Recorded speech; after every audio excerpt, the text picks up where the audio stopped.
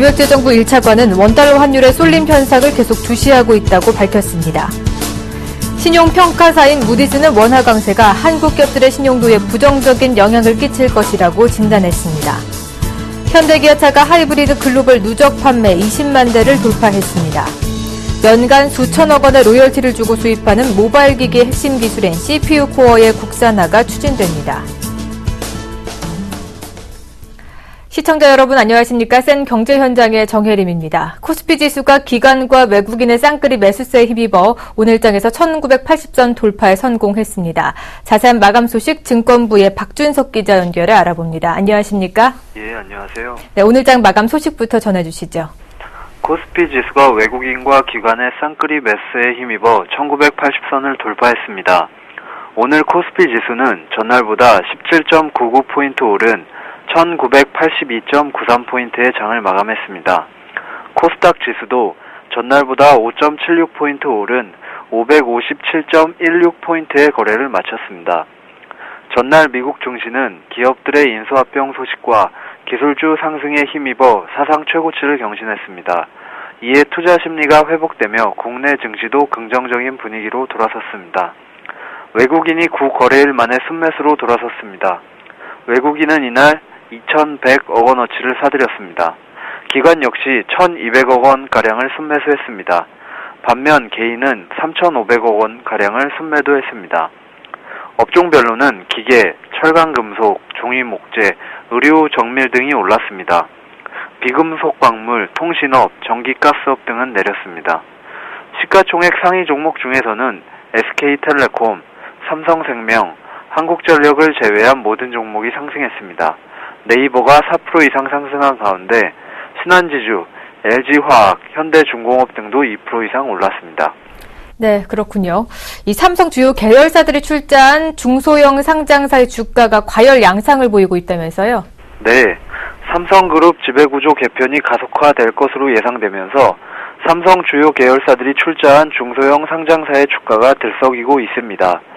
13일 코스닥 시장에서 한국경제TV는 가격 제한폭까지 오른 2,475원의 거래를 마치며 52주 신고가를 경신했습니다. 에이테크솔루션은 9.05% 상승했고 50도 9.2% 급등했습니다. 원익 IPS와 신화인터넷도 상승 마감했습니다. 이들 종목의 주가가 오른 것은 삼성그룹의 주요 계열사가 지분을 보유하고 있다는 점이 주목을 받았기 때문입니다.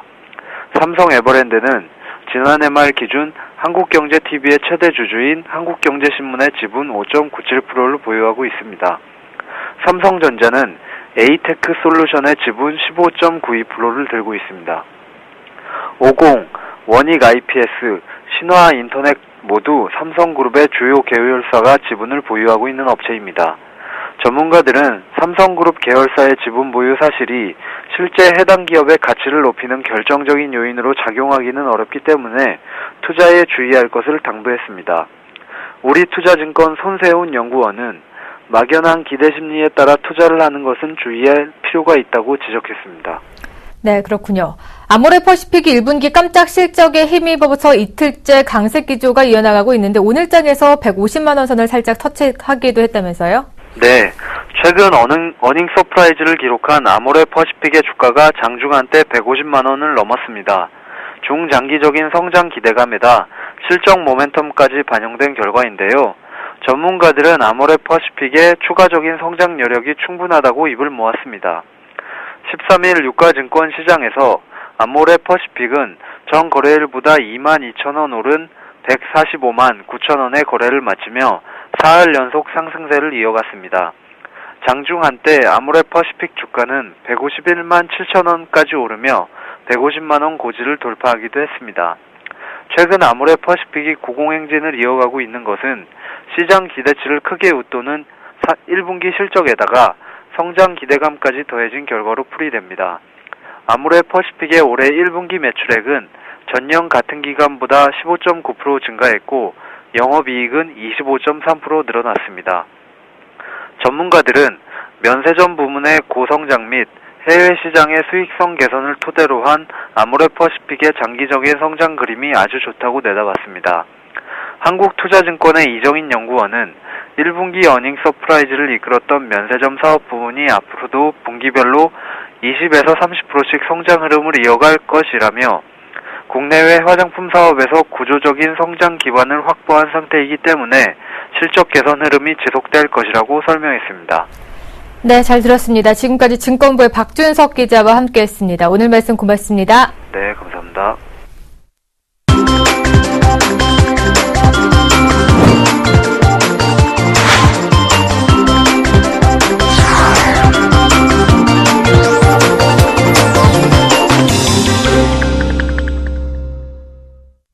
오늘의 주요 뉴스입니다.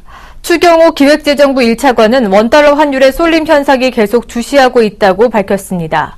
추 차관은 지난 한 달간 환율이 가파르게 움직였다면서 투기 세력 등이 가세하면 정상적 수급을 뛰어넘는 환율 움직임이 나타나기 때문에 당국에서 24시간 지켜보고 있다고 강조했습니다. 또 세월호 참사가 소비 경기, 관광 등 실물 경제에 분명한 영향을 미치고 있다며 하반기 경제 방향을 결정할 때 세월호 참사로 인한 영향을 종합적으로 판단해 반영할 것이라고 덧붙였습니다. 신용평가사인 무디스는 원화 강세가 한국 기업들의 신용도에 부정적인 영향을 끼칠 것이라고 진단했습니다.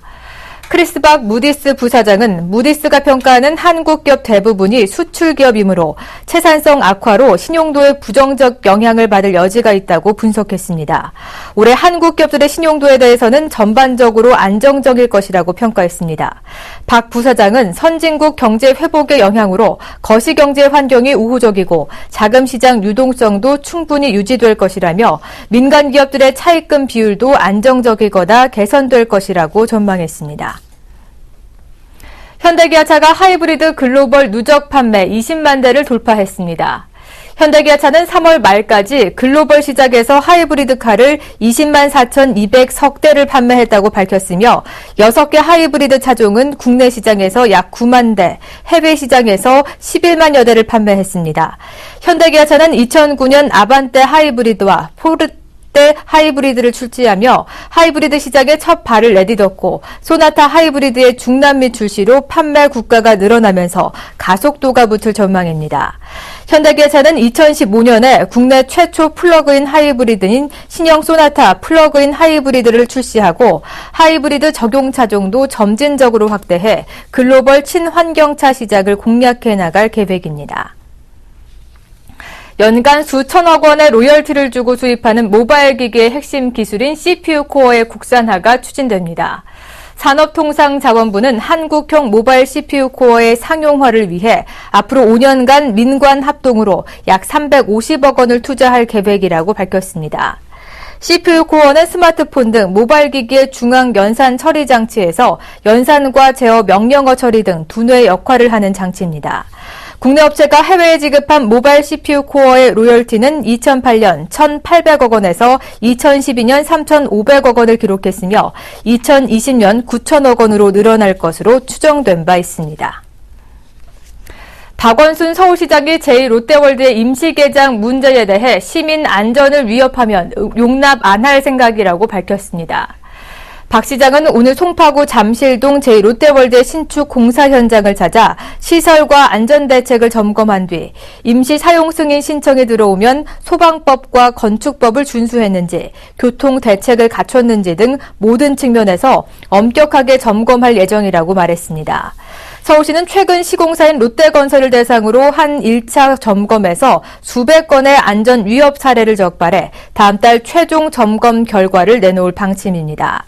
제2롯데월드는 123층 555m 규모의 롯데월드 타워와 백화점동, 쇼핑몰 동, 엔터테인먼트 동으로 조성됩니다. 네, 뉴스 현장 이어지도록 하겠습니다. 인도에서 지난 5주간에 걸쳐서 진행된 총선거가 현지 시간으로 12일 대선언에 막을 내리게 됐습니다. 이번 선거는 지상 최대 선거라고 이름이 붙여진 만큼 이번 출구조사에서 야당의 압승이 예상이 되고 있습니다. 자연히 야당의 총리 후보인 모디에 대한 관심도 함께 높아지고 있는데요. 자세한 소식 국제부의 이혜진 기자 연결해 알아보도록 하겠습니다. 안녕하십니까? 예, 안녕하십니까. 네, 이번 선거 지상 최대 선거라고 이름이 붙여졌고 총선 비용도 역대 최고라고 하는데요. 출구 조사 결과가 집계가 되고 있다고 하는데 어떤 결과가 나오고 있습니까? 네, 유권자 수만 8억 명이 넘는 세계 최대의 민주선거인 인도 총선이 지난달 시작돼 이달 12일 막을 내렸습니다. 출구조사 결과 제1야당 인도 국민당이 이끄는 정당연합이 이번 총선에서 압승할 것으로 전망되고 있습니다. 인도 현지 언론은 야권이 연방 하원 의석 총 543석 중 과반을 훌쩍 넘는 약 290석을 차지할 것으로 집계됐다고 전했습니다. 반면 집권 여당인 국민회의당이 이끄는 정당연합은 불과 100석 안팎에 그칠 것으로 예측됐습니다. 이번 총선 투표율은 역대 최고치인 66%를 기록해 정권 교체에 대한 인도 유권자들의 뜨거운 열망을 드러냈습니다. 최종 선거 결과는 현지 시간으로 오늘 16일 발표될 예정입니다. 네, 최종 선거 결과는 16일에 나오긴 하지만 판도를 뒤집기에는 역부족으로 보입니다. 이렇게 야당의 압승이 예상이 되면서 10년 만에 정권 교체가 이루어질 셈인데요. 민심이 바뀐 이유 어디에 있다고 보십니까? 네, 이번 총선은 여야에서 총리 후보로 귀족 출신과 평민 출신 후보가 맞붙은 왕자와 거지의 대결로 전 세계의 이목을 끌었습니다. 여당의 라울 간디 후보는 인도 초대 총리인 네루의 증손자이자 총리 3명을 배출한 인도 최고의 정치 가문 네루 간디 집안 출신입니다. 이에 맞서 야당에서는 카스트 신분제 하위 계급인 출신으로 어린 시절 차를 팔며 생계를 책임졌던 모디 총리 후보가 출사표를 던졌습니다. 모디는 선거 초반부터 열풍을 일으키며 승기를 잡았습니다. 단지 득표차가 얼마인지가 관심이었는데요. 지금까지 나온 출구조사 결과만 놓고 보면 모디의 완벽한 승리라고 평가할 수 있겠습니다. 모디의 승리가 점쳐지면서 자연히 모디가 어떤 사람인지도 관심이 갖게 되는데 모디의 승리 비결은 또 어디에 있을까요? 예, 모디 후보가 서민 출신이라 대중들의 선호도가 높았지만 모디 열풍의 더 큰 원동력은 인도의 경제난으로 분석됩니다. 한때 10%에 달했던 인도의 경제 성장률은 금융위기를 거치며 최근 절반 수준으로 떨어졌습니다. 경제난 속에서 먹고 살기 힘들어진 서민들은 이번 선거에서 기존 정치권에 대한 실망감을 그대로 드러냈습니다. 모디는 2001년 구자라트 주지사로 처음 취임한 뒤 3차례 연임하는 동안 친기업 정책으로 대규모 투자 유치에 성공하면서 구자라트주를 인도에서 가장 비즈니스하기 좋은 것으로 변모시켰습니다. 이른바 구자라트 모델로 불리는 모디의 경제정책은 이번 총선 동안 모디노믹스에 대한 기대감을 고조시키며 인도 유권자들의 압도적인 지지를 받았습니다. 네, 이렇게 평민 출신인 모디의 압승으로 모디의 승리에 대한 외부의 반응도 궁금해지는데요. 어떻게 나오고 있습니까? 네, 모디에 대한 외국인 투자자들의 반응은 상당히 호의적입니다. 골드만삭스는 올해 선거가 시작되기 전부터 친기업 정책을 펼 것으로 예상되는 모디의 승리를 점치면서 인도 증시에 투자하라고 조언하기도 했습니다. 이미 상당 부분 예상된 승리 결과임에도 불구하고 막상 출구조사 결과가 나오자 증시와 환가치는 더욱 오르면서 모디의 집권을 반기고 있습니다. 인도 루피화는 어제 10개월 만에 최고치를 기록했고 인도 증시 선섹스 지수는 연일 사상 최고치를 이어가는 등 시장은 모디 효과를 톡톡히 누리고 있습니다. 다만 일각에서는 모디노믹스의 거품론도 제기되고 있는데요. 일부 외신들은 선거 공약에 경제 개혁을 추진하겠다는 구체적인 언급이 없다면서 모디에 대한 기대가 지나치게 크다는 경고를 내놓기도 했습니다. 네, 벌써부터 모디노믹스라는 말이 형성되는 만큼 외신의 반응도 뜨거운 것 같습니다. 이 모디는 경제 성장을 공약으로 내세웠다고 하는데 압도적인 지지를 받은 만큼 공약을 꼭 실천했으면 하는 바람입니다. 오늘 이야기 여기까지 들어보도록 하죠. 지금까지 국제부의 이혜진 기자와 함께했습니다. 오늘 말씀 고맙습니다. 네, 감사합니다.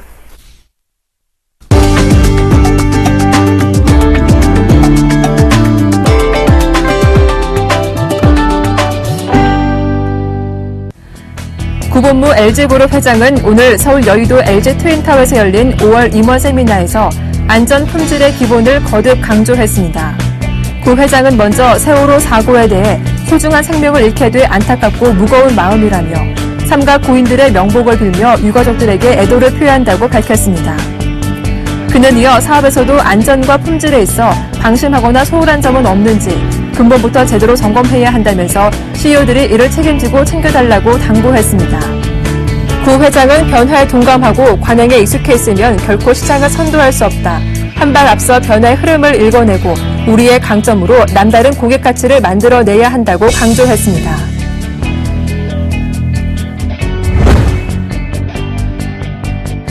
이건희 삼성그룹 회장의 보유 재산이 13조 원에 달하는 것으로 나타났습니다. 재벌닷컴에 따르면 이 회장의 상장사와 비상장사 주식, 부동산 등 등기 자산만으로 12조 9천억 원에 달했으며 일가족 5명 재산을 합칠 경우 20조 원을 넘는 것으로 조사됐습니다. 이 회장의 장남인 이재용 삼성전자 부회장의 재산은 3조 9,640억 원, 이 회장의 부인인 홍라희 삼성미술관 리움관장 재산이 1조 5,770억 원, 이 회장의 딸들인 이보진 호텔신라 사장과 이서연 삼성 에버랜드 사장의 재산이 각각 1조 1,290억 원과 1조 640억 원을 기록했습니다. 재계에서는 13조 원에 가까운 이 회장 재산 상속에 따른 세금이 최대 5조 원에 달할 것으로 추정하고 있습니다.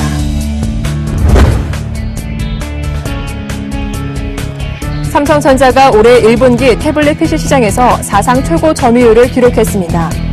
시장 조사업체 스트래티지 애널리틱스에 따르면 삼성전자는 1분기 태블릿 PC 판매량이 1,280만 대로 시장 점유율 22.6%를 기록했습니다. 이는 삼성전자가 태블릿 PC 사업을 시작한 이후 가장 높은 시장 점유율입니다.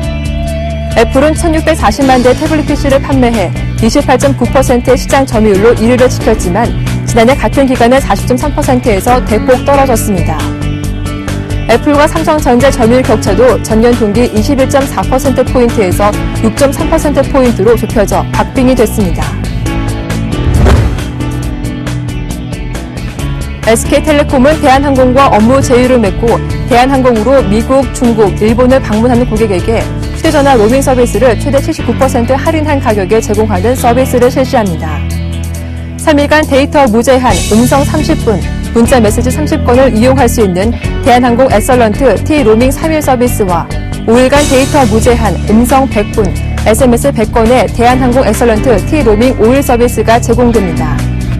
SK텔레콤은 별도의 로밍 요금제에 가입하지 않았을 때와 비교하면 최대 79% 할인 효과가 있다고 강조했습니다. 센 경제현장 오늘 준비한 소식은 여기까지입니다. 시청해주신 여러분 고맙습니다.